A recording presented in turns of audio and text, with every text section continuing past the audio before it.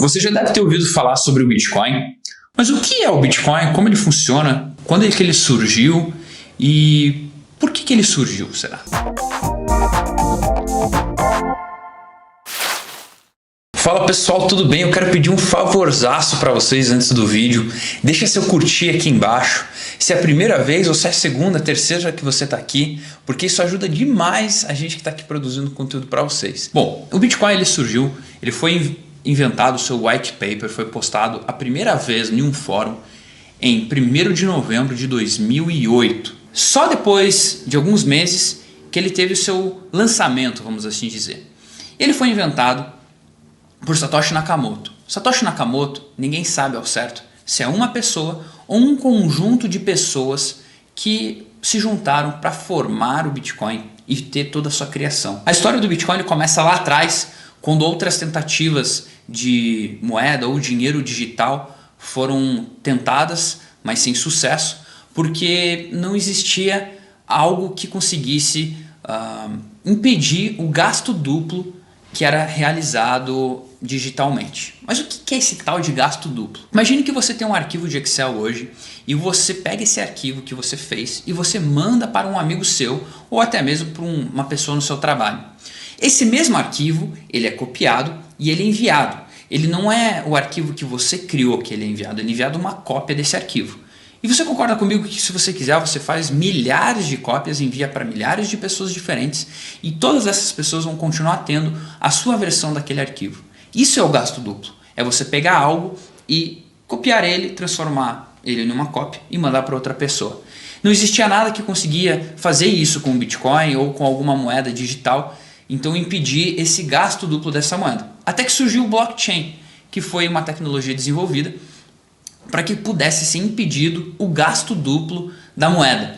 Então, como é que funciona? Hoje, quando é enviado um Bitcoin para uma pessoa, esse Bitcoin ele sai da sua carteira e ele vai para a carteira da pessoa. Você não consegue manter aquele Bitcoin e enviar uma cópia daquele Bitcoin para uma outra pessoa. E isso tudo só é possível através do blockchain e de toda a tecnologia que foi criada através disso. Em janeiro de 2009, aconteceu a primeira transação que foi entre Satoshi Nakamoto e Hal Finney. Hal Finney ele era um entusiasta que ajudava no desenvolvimento e contribuía para a tecnologia, ajudava ali Satoshi a desenvolver algumas coisas por detrás do ecossistema do Bitcoin.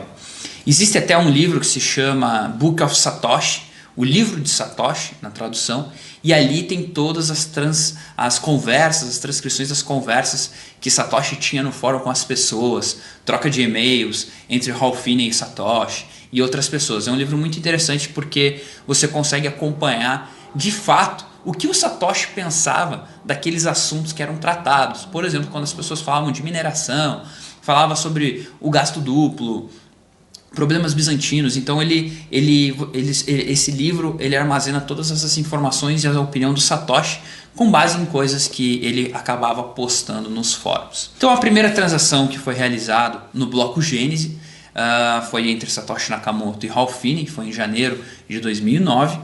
Mas a primeira compra que foi realizada com Bitcoin, ele foi entre duas pessoas, Laszlo, que era usuário de um fórum, e Djeco. O Laszlo ele era um usuário do fórum e ele reclamava sempre do delivery das pizzas que ele pedia. E até que um dia ele ofereceu comprar pizza com Bitcoin se alguém levasse essa pizza até ele, até a casa dele. E ali aconteceu a primeira transação. Alguns dias depois apareceu esse rapaz de 18 anos querendo vender a pizza para o tal do Laszlo.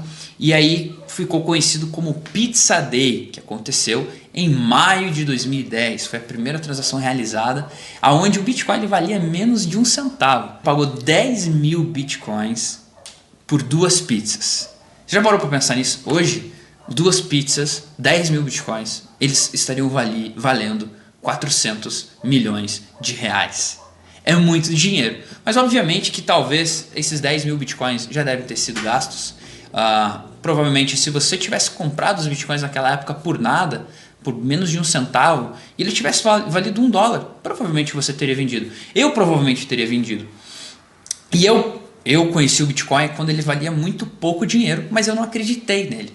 Eu não acreditava que uma tecnologia dessa pudesse evoluir da forma que ele evoluiu. Então, da mesma forma que eu não tinha acreditado anos atrás, quando eu conheci o Bitcoin, quando eu vendia coisas pela internet, produtos de jogos, então eu vendia equipamentos na internet de jogos, e algumas pessoas acabavam oferecendo o Bitcoin como forma de pagamento também, e pagamentos no PayPal.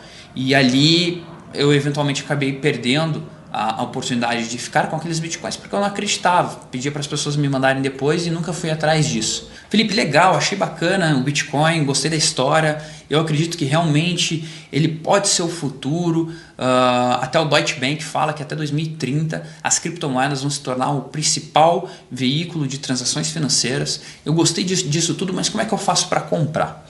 Primeiro, você tem que abrir uma conta em uma corretora. Essas corretoras elas funcionam como nem as corretoras de valores hoje no mercado tradicional, mas elas atuam exclusivamente no mercado de criptoativos, nas criptomoedas. Então você cria um cadastro nessa corretora, vai fazer processo de compliance, a conta é liberada, você deposita seu dinheiro através de transferência bancária e compra os bitcoins. Ou também você pode comprar através de P2P. P2P significa peer-to-peer. Pessoa a pessoa, são transações em que pessoas fazem entre pessoas. Lembra aquela história do pessoal que vendeu 2 pizzas? Então, eles foram os primeiros P2Ps da história. Até já existiam outros anteriormente, mas esse é o caso mais conhecido. Então, uma pessoa queria comprar, a outra queria vender, e aí elas negociaram entre elas sem precisar de um terceiro garantido a operação. Mas os P2Ps, então hoje, as pessoas que negociam bitcoins, elas são uma outra alternativa de você conseguir comprar. Muitas vezes as taxas são um pouco menores do que as corretoras, mas aqui tem um porém, você tem que sempre se atentar em quem está vendendo, se é uma pessoa de confiança e se ela é conhecida por outras pessoas como um terceiro que comercializa o Bitcoin de uma forma segura.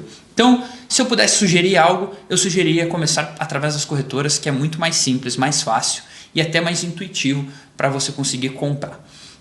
Bom, comprei elas, as bitcoins, onde eu armazeno. Aí você pode armazenar em carteiras físicas, carteiras de papel, tem diversas formas, mas o importante é que sempre os bitcoins fiquem na sua custódia e não fiquem na mão de empresas, nem guardados de qualquer maneira. Porque uma das coisas que o Bitcoin fez foi tirar o dinheiro das entidades, dos bancos, das empresas que custodiavam isso, e ele permitiu com que nós cuidássemos do nosso dinheiro. Então é uma responsabilidade que hoje nós temos que ter, é cuidar dos bitcoins que nós guardamos. Então eu espero que com esse vídeo você tenha conseguido entender um pouquinho da história do Bitcoin, como foi a primeira transação, como você faz para comprar, quais são as diferenças entre a corretora e o P2P. Espero que isso te ajude e até a próxima.